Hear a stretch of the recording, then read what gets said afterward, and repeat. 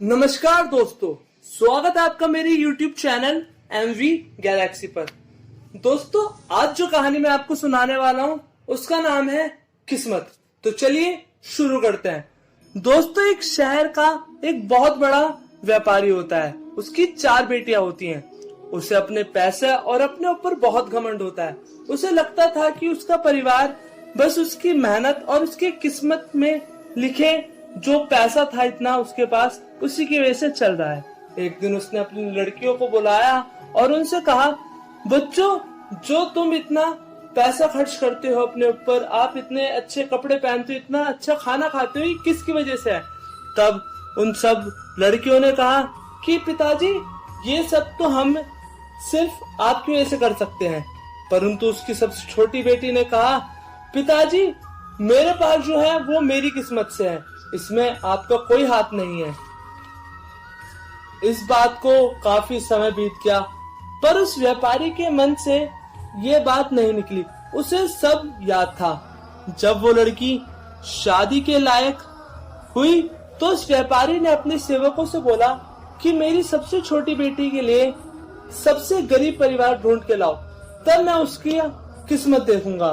सेवकों ने एक परिवार ढूंढा जिसमें सिर्फ 2 भाई थे और वो जंगल से लकड़ी काट के लाकर उन्हें बेचकर अपना गुजारा करते थे।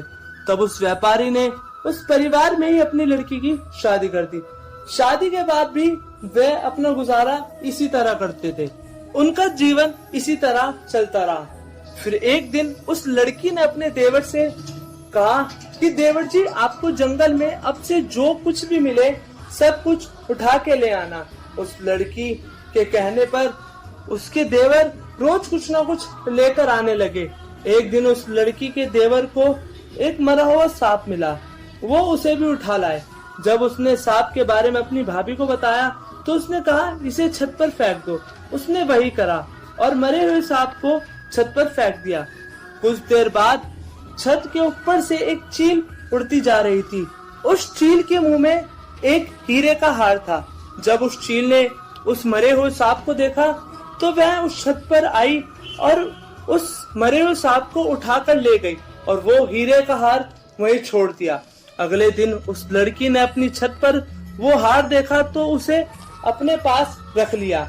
कुछ ही देर बाद उस देश के राजा के सेवक गांव में सबको ये सूचना देने के लिए आए कि महारानी का हार एक चील उठा के ले गई है और जो भी उस हार को लेकर आएगा उसे राजा एक इनाम देंगे।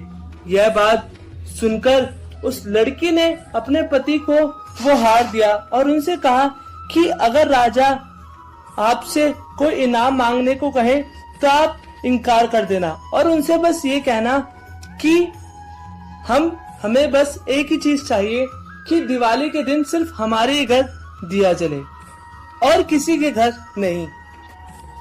इसी तरह उस लड़की के पति ने उस राजा को हार देकर यही मांग करी कि दिवाली के दिन कहीं और दिया ना जले। तब राजा ने यह बात मान ली और गांव में सबसे कहलवा दिया कि सिर्फ दिवाली के दिन इस लकड़हारे के घर ही दिया जलेगा। तब दिवाली आई तो हर जगह अंधेरा था और सिर्फ उस लकड़हारे के घर ही दियों की रोशनी थी। उस धन की देवी लक्ष्मी माता वहां आई तो लक्ष्मी माँ ने वहां देखा कि हर जगह अंधेरा है लेकिन सिर्फ एक ही घर में दिए की रोशनी थी। तब लक्ष्मी माँ वहां आई और उस घर में जाने लगी। तब उस घर की चौखट पर उस लड़की ने लक्ष्मी माँ को रोक लिया। तब लक्ष्मी माता ने उससे कहा, तुम मेरा रास्ता क्यों रोक रही हो? मैं तो अंदर जाना चाहती हूँ। तब उस लड़की ने कहा कि मैं आपको एक ही शर्त पर अंदर जाने दूंगी कि आप वचन दे, अगर आप एक बार घर में घुसी तो वापस कभी बाहर नहीं जाएंगी। ये बात लक्ष्मी माता ने मान ली और उसके बाद उस घर में काफी धन आया और वो इतने ज्यादा अमीर हुए कि वो उस राज्य के राजा बन गए। काफी दिन बीत जाने के बाद उनके महल के सामने से एक छाछ बेचने वाला जा रहा था। तब उस लड़की ने अपनी दासियों को भेजा और उस छाछ वाले को अंदर महल में बुलवा लिया। और उस लड़की ने उस छाछ वाले से कहा कि हम आपकी सारी छाछ खरीद लेंगे। ये बात सुनकर छाछ वाला बहुत खुश हुआ। तब उस लड़की ने उस छाछ वाले से कहा, पिताजी आपने मुझे पहचाना, मैं वही आपकी सबसे छोटी बेटी हूँ जिसकी शादी आपने इस राज्य के सबसे गरीब आदमी से करी थी। पिताजी आपने देखा कि कौन अपने भाग्य का खाता है। दोस्तों आज के समय में आपने कई लोगों को ये कहते हुए सुना होगा कि तुम आज जो भी हो बस मेरी वजह से हो, या फिर ये कहते सुना होगा कि तुम मेरी वजह से ही अपना पेट भरते हो।